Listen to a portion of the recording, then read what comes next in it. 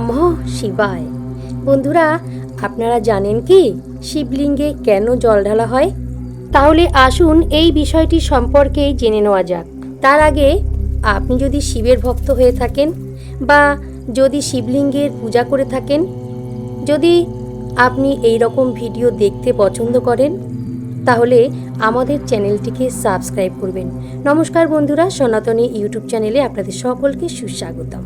সমুদ্র মন্থনের সময় হলাহল নামক মারাত্মক বিষ উত্থিত হয়েছিল, যেটার চারিদিকে ছড়িয়ে যাবার ও বিশ্ব ব্রহ্মাণ্ডের সকল জীবের জীবন বিপন্ন করার ক্ষমতা ছিল অত্যাধিক। ভগবান শিব সকল দেবতাদের অনুরোধে এই মারাত্মক বিষ থেকে সবাইকে রক্ষা করার ঐশ্বরিক দায়িত্ব নেন। দায়িত্ব সম্পন্নের জন্যই তিনি সমস্ত বিষ পান করেন এবং তার কণ্ঠে সংরক্ষণ করে রেখে দেন। তার এই জন্যেই মহাদেবের কণ্ঠদেশ নীল বর্ণ হয়ে যায়।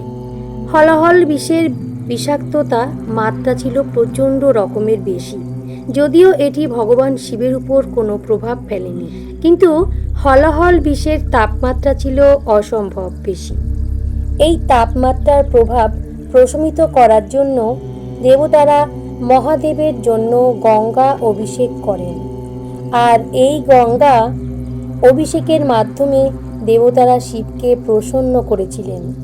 ভগবান শিবের সেই গঙ্গা অভিষেকে শুধুমাত্র সাপ এগিয়ে এসেছিল এই ঐশ্বরিক কারণ সমর্থনের জন্য।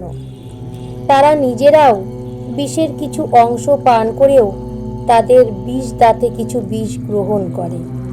এজন্য সেদিন থেকেই কিছু সাপ বেশি বিষাক্ত হয়ে ওঠে।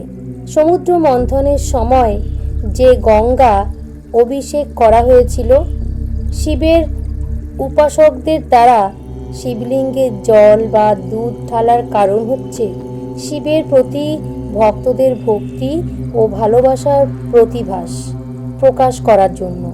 শিবের পূজায় শিবলিঙ্গে এরকম জল বা দুধ ঢালা খুবই গুরুত্বপূর্ণ।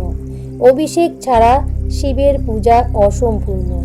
অভিষেকের সময় এই জল বা দুধ ঢালা খুবই পবিত্র, কারণ অভিষেকের দ্বারাই শিবের প্রতি ভক্তদের গভীর অনুরক্তি প্রকাশিত হয়, আর এর মাধ্যমেই ভক্তি পরায়ণতা ফুটে ওঠে।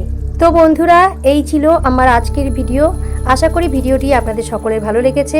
আজ তাহলে বিদায় নিচ্ছি। আপনারা সকলেই ভালো থাকুন, সুস্থ থাকুন। হরে কৃষ্ণ, রাধে রাধে।